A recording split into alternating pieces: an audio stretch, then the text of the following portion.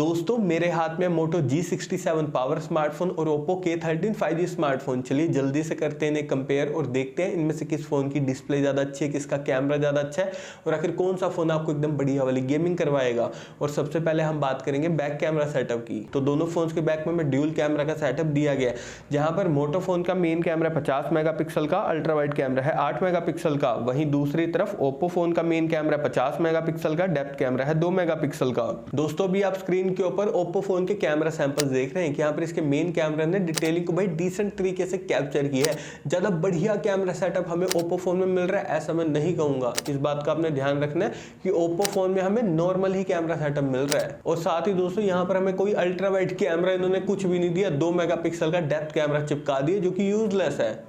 तो इसलिए दोस्तों अगर आपको मेन कैमरा भी अच्छा चाहिए, वेल ऑप्टिमाइज चाहिए, भाई डेफिनेटली आप यहाँ पर Moto की तरफ जाइए, क्योंकि जिसका मेन कैमरा ना 50 मेगापिक्सल का भाई कलर एक्यूरेसी काफी बढ़िया तरीके से मैनेज करता है। इवन मुझे इसके पोर्ट्रेट शॉट्स भी काफी ज्यादा बढ़िया लगे। तो कैमरा अगर आपकी प्रायोरिटी है तब आपको जाना है Moto फोन की तरफ। और यहाँ पर हमें अल्ट्रा वाइड कैमरा भी मिल रहा है, भी अच्छी बात है। और दोस्तों मैक्सिमम वीडियो रिकॉर्डिंग की बात करूँ तो दोनों फोन के बैक कैमरा से आप मैक्सिमम 4K तक वीडियो रिकॉर्डिंग 30 FPS पर कर सकते हैं। और अब बारी आती है वीडियो स्टेबलाइजेशन की। तो दोनों फोन सिर्फ EIS टेक्नोलॉजी को सपोर्ट करते हैं, ध्यान रखना। दोनों फोन्स में से किसी में भी आपको OIS का सपोर्ट नहीं मिल रहा। और अगर मैं बात करूं फ्रंट कैमरा की तो दोस्तों Moto फोन के फ्रंट में 32 मेगापिक्सल का सेल्फी कैमरा दिया गया, जिससे मैक्सिमम 4K तक वीडियो रिकॉर्डिंग 30 FPS पर कर सकते हैं। वहीं दूसरी तरफ Oppo फोन के फ्रंट में 16 मेगापिक्सल का सेल्फी कैमरा दिया गया, जिससे मैक्सिमम 1080 पिक्सल तक वीडियो रिकॉर्डिंग 30 FPS पर कर सकते हैं। देखिए दोस्तों Oppo फोन का जो फ्रंट कैमरा ना भाई 16 मेगापिक्सल का, भाई अच्छी डिटेलिंग में सेल्फी फोटोज आपकी क्लिक कर देगा। लेकिन दोस्तों सेल्फी बिल्कुल टॉप लेवल वाली अगर आपको क्लिक करनी है ना भाई, तब आप यहाँ पर डेफिनेटली Moto की तरफ ही जरूर से जाइए, क्योंकि Moto वालों ने इसके फ्रंट कैमरा को काफी बढ़िया तरीके से ऑप्टिमाइज किया है। भाई जबरदस्त सेल्फी फोटोज क्लिक कर देगा आपकी। और चिपसेट की अगर मैं बात करूं तो दोस्तों Moto फोन के अंदर हमें Snapdragon 7S Gen 2 चिपसेट दिया गया, जो कि 4 नैनोमीटर टेक्नोलॉजी पर बेस्ड है, जिसका एंट्री स्कोर आता है 6,10,000 के करीब। वहीं दूसरी तरफ Oppo फोन के अंदर हमें Snapdragon 6 Gen 4 चिपसेट दिया गया, जो कि 4 नैनोमीटर टेक्नोलॉजी पर बेस्ड है और इस फोन का एंट्री स्कोर आता है 7,20,000 के करीब। तो देखिए दोस्तों डे टू डे परफॉर्मेंस के मामले में दोनों स्मार्टफोन भी बढ़िया हैं। दोनों फोन्स में आपको कोई लैग वगैरह कुछ भी देखने को नहीं मिलेगा।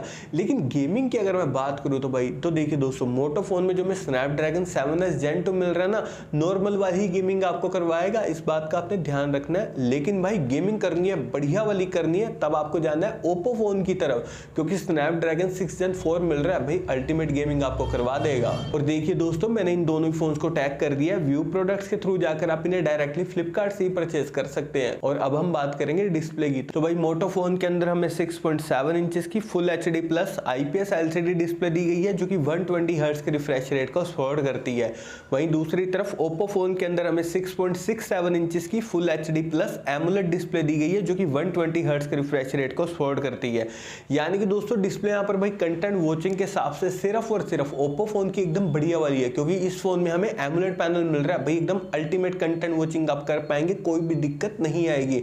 लेकिन वहीं दूसरी तरफ दोस्तों ये जो Moto फोन में हमें IPS डिस्प्ले मिल रही है ना भाई, नॉर्मल वाली ही कंटेंट वॉचिंग आपको करवाएगी, इस बात का आपने ध्यान रखना है। और ऑपरेटिंग सिस्टम की अगर मैं बात करूं तो दोस्तों Moto phone out of the box Android 15 के साथ में आता है, जो कि Hello UI पर बेस्ड है।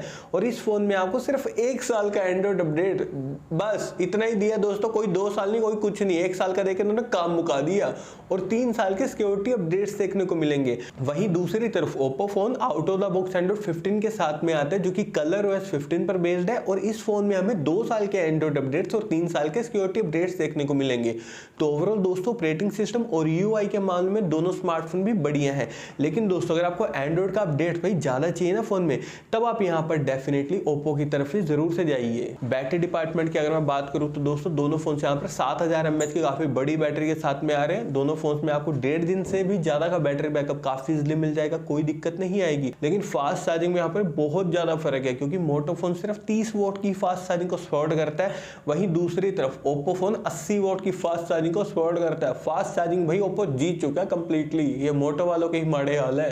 नेटवर्क कनेक्टिविटी के लिए दोनों फोन स्ट्रॉन्गली 5G कनेक्टिविटी के साथ में आते हैं। 3.5mm जैक हमें मोटो फोन के अंदर दिया गया, लेकिन ओप्पो फोन के अंदर नहीं दिया गया, लेकिन दोनों फोन यहाँ पर डुअल स्टीरियो स्पीकर्स के साथ में आते हैं। और सिक्योरिटी के लिए हमें मोटो फोन के अंदर side mounted fingerprint sensor plus face unlock दिया गया, वहीं दूसरी तरफ ओप्पो फोन के अंदर हमें under display fingerprint sensor plus face unlock देखने को मिल जाता है। और अब लास्ट में हम बात करते हैं प्राइसिंग की। तो देखिए दोस्तों, मोटो फोन के 8+128GB वेरिएंट की प्राइसिंग है 15,000 रुपए, वहीं दूसरी तरफ ओप्पो फोन के 8+128GB वेरिएंट की प्राइसिंग है 18,000 रुपए, लेकिन ऑफर लगा के फोन आपको अराउंड से 15,000 में देखने को मिल जाएगा। और अगर मैं यहाँ पर अपना पॉइंट ऑफ व्यू दूं ना भी इन दोनों स्मार्टफोन के लिए, तो देखिए दोस्तों, overall complete value for money deal phone चाहिए ओप्पो की तरफ ही आप जरूर से जाइए भाई, बढ़िया फोन है, निराश नहीं करेगा आपको। लेकिन कैमरा अगर आपको बढ़िया वाला चाहिए, इंप्रूव कैमरा चाहिए, तब आप यहाँ पर मोटो की तरफ ही जरूर से जाइए।